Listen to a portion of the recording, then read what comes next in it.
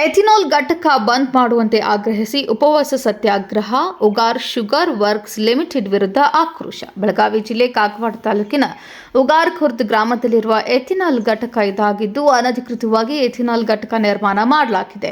Ethanol ಘಟಕದಿಂದ ಸಣ್ಣ ಮಕ್ಕಳಿಗೆ ಚರ್ಮ ರೋಗಗಳು ಬರ್ತಿವೆ, ಪರಿಸರ ಮಾಲಿನ್ಯವಾಗ್ತಿದೆ, ಸಾರ್ವಜನಿಕರ ಆರೋಗ್ಯದ ಮೇಲೆ ಪರಿಣಾಮ ಕೂಡ ಬೀರುತ್ತಿದ್ದು ಜನರ ರಕ್ಷಣೆಗೆ ಜಿಲ್ಲಾಡಳಿತ ಮುಂದಾಗಬೇಕು ಎಂದು ಬೆಳಗಾವಿ ಜಿಲ್ಲಾಧಿಕಾರಿ ಮೂಲಕ ಸರ್ಕಾರಕ್ಕೆ ಮನವಿಯನ್ನ ಸಲ್ಲಿಸಲಾಯಿತು.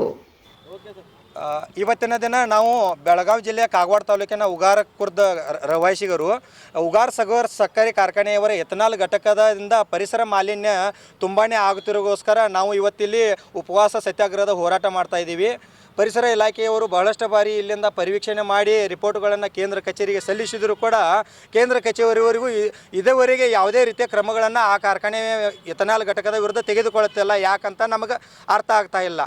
ಆದಷ್ಟು ಬೇಗನೆ ಪರಿಸರ ಭವನದ ಅಧಿಕಾರಿಗಳು ಆ ಕಾರ್ಖಾನೆಯವರ ಎಥನಾಲ್ ಘಟಕದ ವಿರುದ್ಧ ಕ್ರಮಗಳನ್ನು ಕೈಗೊಳ್ಳಬೇಕಂತ ನಾವು ನಿಮ್ಮ ಮಾಧ್ಯಮದ ಮುಖಾಂತರ ಮನವಿ ಮಾಡ್ತಾ ಇದ್ದೀವಿ. ಎಥನಾಲ್ ಘಟಕದಿಂದ ಏನೇನು ಸಮಸ್ಯೆ ಆಗ್ತಾರೆ ಊರಾಗ ಸರ ಮೇನ್ ಅಂದರೆ ಉಸಿರಾಟಕ್ಕೆ ತೊಂದರೆ ಆಗ್ತಾ ಇದೆ, ಚರ್ಮ ರೋಗ ಆಗ್ತಾ ಇದೆ, ಮೈ ಕಿಚ್ಚು ಬಿಡೋದು, ಮೈ ಎಲ್ಲ ಕೆರೆಸೋದು, ಕಫ ಆಗೋದು, ಅಲರ್ಜಿ, ಇನ್ನಿತರ ಅಲರ್ಜಿಗಳು ತುಂಬಾ ಅಲರ್ಜಿಗಳು ಆಗ್ತಾ ಇದ್ದಾವೆ ಸರ್. ಡಿ ಸಿ ಅವರಿಗೆ ಮನವಿ ಕೊಟ್ಟಿದ್ದೀವಿ. ಡಿ ಸಿ ಸಾಹೇಬರು ಕೂಡ ಅದರ ಬಗ್ಗೆ ಇನ್ಸ್ಪೆಕ್ಷನ್ ಮಾಡಿಸಿ ಅವರು ಕೂಡ ಪರಿಸರ ಭವನದ ಕೇಂದ್ರ ಕಚೇರಿಗೆ ವರದಿಗಳನ್ನು ಸಲ್ಲಿಸಿದ್ದಾರೆ.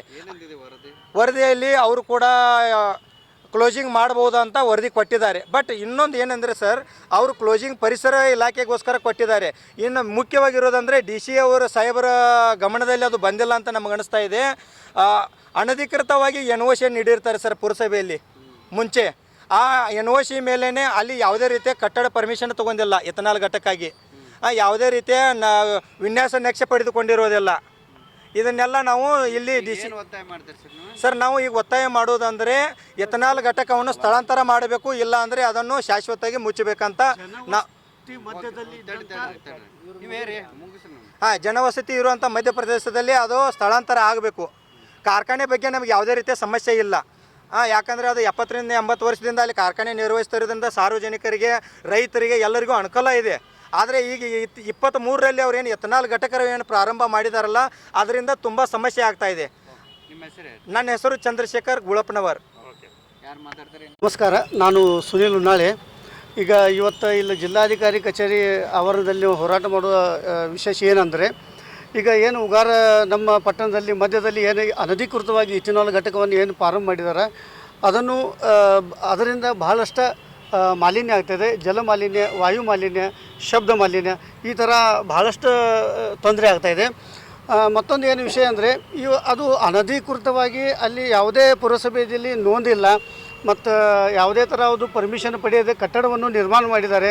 ನಾವು ಈಗಾಗಲೇ ಜಿಲ್ಲಾಧಿಕಾರಿಗಳಿಗೆ ಅದಕ್ಕೆ ಅದನ್ನು ವರದಿಯನ್ನು ಮಾಡಿದ್ದೀವಿ. ಮತ್ತು ಜಿಲ್ಲಾಧಿಕಾರಿಯಿಂದ ಅದು ಸುಮಾರು 2 ಕೋಟಿ ಲೀಟರ್ ಏನು ಇಥೆನಾಲ್ ಜನವಸತಿ ಮಧ್ಯದಲ್ಲಿ ಏನು ಸ್ಟೋರೇಜ್ ಇದೆ, ಆ NOCಯನ್ನು ರದ್ದು ಮಾಡಲಿಕ್ಕೆ ನಾವು ಮನವಿ ಸಹಿತ ಮಾಡಿದ್ದೀವಿ. ಸುಮಾರು ಹಲವಾರು ಬಾರಿ ಮನವಿ ಮಾಡ್ಕೊತ ಬರ್ತಾ ಇದ್ದೀವಿ. ಆದರೂ ಇನ್ನೂವರೆಗೆ ಯಾವುದೇ ಥರ ಅದರ ಬಗ್ಗೆ ಸೂಕ್ತ ಕ್ರಮವನ್ನು ಕೈಗೊಳ್ತಾ ಇಲ್ಲ. ಮತ್ತು ಮತ್ತೊಂದು ವಿಶೇಷ ಅಂದರೆ ಏನು ಒತ್ತಾಯ ಮಾಡ್ತಾರೆ ಸರ್, ಅದು NOCಯನ್ನು ನಾವು ರದ್ದುಪಡಿಸಬೇಕು. ಅಲ್ಲಿಂದ ಇಥೆನಾಲ್ ಸ್ಟೋರೇಜ್ ಏನಿದೆ ಅದನ್ನು ಅಲ್ಲಿಂದ ಸ್ಥಗಿತಗೊಳಿಸಬೇಕು, ಸ್ಥಳಾಂತರಿಸಬೇಕು. ಸುನೀಲ್ ಉನ್ನಾಳೆ.